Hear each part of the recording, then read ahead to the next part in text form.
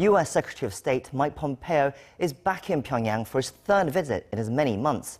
He's set to talk with North Korean officials to try and make some sort of progress on North Korea's denuclearization process, as well as possibly bringing back the remains of U.S. soldiers from the Korean War. To talk more about this, we have with us today Dr. Bong Young-shik from the Yonsei Institute for North Korean Studies. Dr. Bong, it's great to have you with us again. Pleased to be here. So the U.S. Secretary of State Mike Pompeo is back in Pyongyang, and the schedule that we've heard is that he's met with Kim Jong-chol for lunch. Is this a good sign? That there was some speculation of who he was going to meet, but the fact that it's Kim Jong-chol, who he's dealt with before, is this a good sign? We have to wait and see, because the ultimate prize of his third trip to Pyongyang, this time he's going to stay in Pyongyang overnight, will be whether he is going to have a serious meeting with Chairman Kim Jong-un on Friday. Otherwise, then Mike Pompeo may have a limited access to North Korean government in terms of delivering the core demands of the Trump administration in the aftermath of the summit meeting between Kim and Trump in Singapore on June 12th. So it is very critical of Mike Pompeo to have a meeting with Mr. Kim Jong-un. What do you think the aim for Pompeo ultimately for the U.S., and also what do you think is the aim for North Korea in these talks? Well, I mean, they have opposite aims, to summarize the whole thing in simple terms. The joint statement of the summit meeting between Trump and Kim is notoriously lacking details. It doesn't have any roadmap or specific list of items that North Korea will be required to give up in exchange for security guarantee provided by the United States.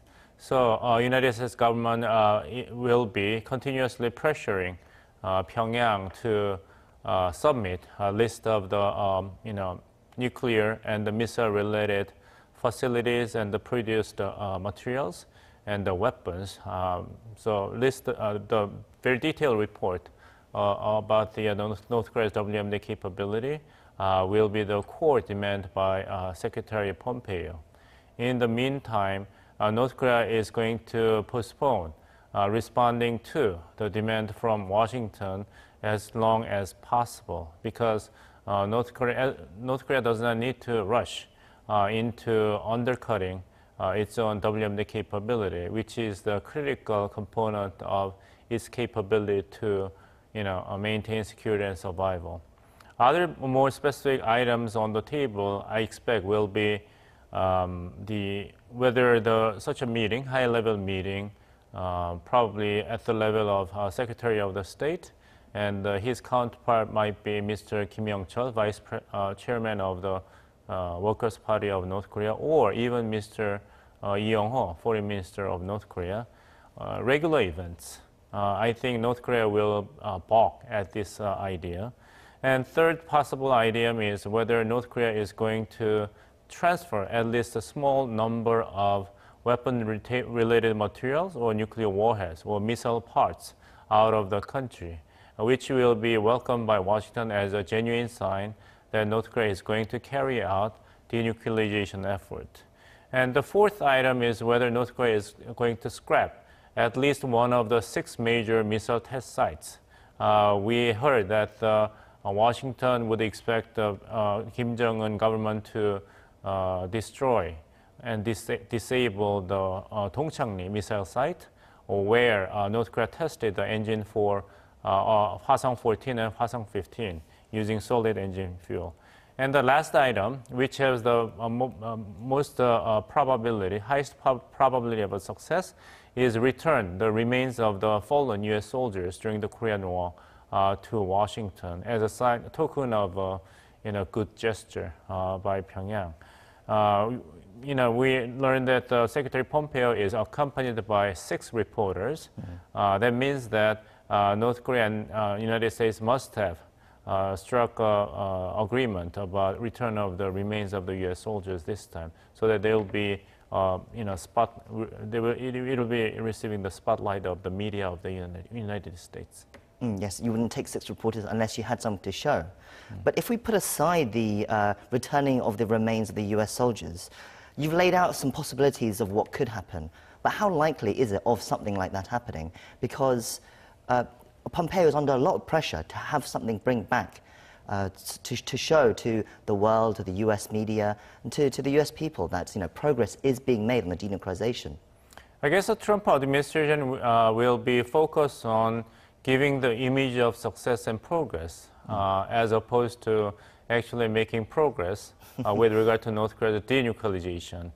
You're correct by pointing out that any progress on the front of the return of the remains of the US soldiers who died during the Korean War is a good progress, and it will be well received by the constituents in the United States and the media, but it has not much to do with actual progress in terms of denuclearization of North Korea. It's just a part of the whole package that was agreed in Singapore between President Trump and Mr. Kim. But people may continuously ask then, where's the beef, right? The main prize is denuclearization of North Korea, not return of the remains of the US soldiers, not exchange of sports teams or joint sports events. Talks are good and the good gestures are good, but at the end of the day, the ultimate measuring stick for the Trump administration should be how much denuclearization of North Korea has been achieved. So yes, and into that goes the timeline as well. The Pompeo and the US Secretary of the State Department has said, we're not going to set a timeline for now. But if demands are asked, if the US does make demands, then of course, naturally, there would be timelines, wouldn't there be? Well, I mean, it's debatable. The concerning phenomenon coming out of Washington, the Trump administration, is that different people speak different ideas about how North Korea's denuclearization must be achieved. National Security Advisor in the White House, Mr. John Bolton, said that we have to set a timeline and we can achieve complete denuclearization of North Korea if North Korea is going to accept the terms of the agreement that Gaddafi of Libya had in the past within a year. But as you said, that the State Department actually denied this statement by National Security Advisor in the White House, saying that we're not going to propose any timeline to our North Korean counterpart. And the term CVID has been recently replaced by FFVD by Secretary Mike Pompeo himself. A full and, a final and fully verified denuclearization of North Korea. I can understand that changing this term of demand from CVID to FFVD serves the purpose of appease the concern of North Korea that if North Korean leadership is going to accept the CVID, then it will be tantamount in the eyes of North Korean public that its leadership basically agree on unconditional surrender to the United States. If you are Juliet in the Romeo and Juliet, you can insist that, well, the flower we call rose will be as beautiful and smell as nice in another name. But names are important in dealing with North Korea's nuclear missile programs. Because if the FFVD is going to only deal with North Korea's missile and nuclear capability that can reach the United States, but leave substantial number of warheads and short-range and medium-range missiles that can carry nuclear weapons to United States allies in Asia, such as South Korea and Japan. North Korea's denuclearization is not a finished business for South Korea and Japan. So there will be huge gulf between the United States and its Asian allies. So names matter. So you're saying FFVD, this fully final verifiable denuclearization, is almost like a concession to the North Korea because they didn't like the term complete, verifiable, irreversible denuclearization. Right, but I mean, you can also justify this as showing strategic flexibility to make it easier for Kim Jong-un regime to actually carry out denuclearization without feeling the pressure to follow each and every step according to the script laid out by United States, its allies. But I believe that the United States joining hands with South Korea has already made a lot of things easier for Kim Jong-un already, including the suspension of annual joint military exercises, and the supply of the caskets to bring out the remains of the U.S. soldiers. And it changed the term of the demand from CVID to final and fully verified denuclearization. So now the ball is on North Korea's court to reciprocate these all positive preemptive gestures made by the United States. If North Korean regime is genuinely committed to denuclearization in exchange for security guarantee and economic benefits. Potentially making the first meeting, the meeting between Pompeo and Kim Jong-un a bit awkward, is the recently U.S. listed North Korea as one of the worst offenders of human trafficking in its annual report. And that's the 16th year in a row. And the North Korean propaganda website, 우리 민족끼리, they criticized that decision, saying that U.S. is bringing up past irrelevant things and talking about human rights issues. Do you think this kind of thing will sour the mood with Pompeo and Kim Jong-chol potentially? Yes, not right now, but in the long run, if there will be further progress in terms of negotiation between Washington and Pyongyang, North Korea's abhorrent human rights violation record will be the major stumbling block for denuclearization of North Korea and the diplomatic normalization between the two countries. Because human rights consist very important, integral element of U.S. foreign policy. And if North Korea will not make any progress on the front of human rights, respect for human rights, then including the abduction issues lying between Pyongyang and Tokyo, then North Korea cannot expect to succeed in normalization its relations with Japan.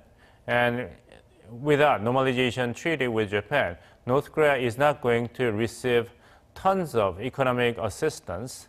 The number is now being talked around 20 billion US dollars because Japan provided 800 million US dollars when it signed the normalization treaty with South Korea in 1965. So in today's dollar terms, the expected restitution coming from Tokyo to Pyongyang, if there will be a normalization treaty between the two countries, will be staggering amount of money, which can be used by Kim Jong-un regime as a seed money to propel industrialization.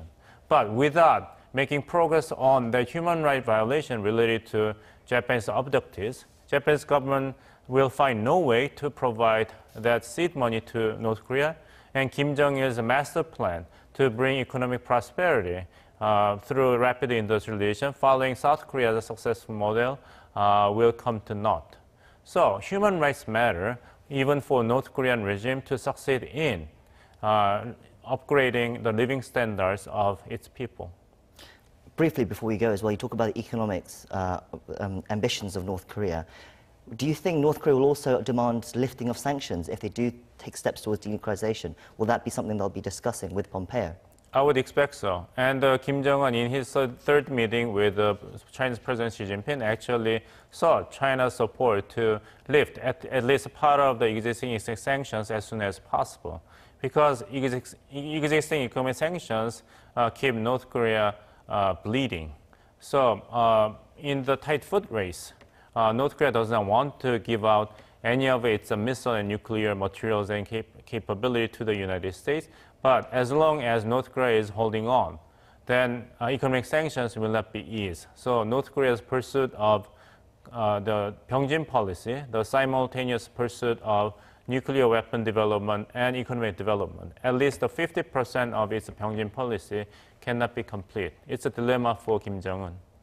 Well, it'll be very interesting to see the developments over the next couple of days. Thank you for coming in today and sharing your insights with us. You're welcome.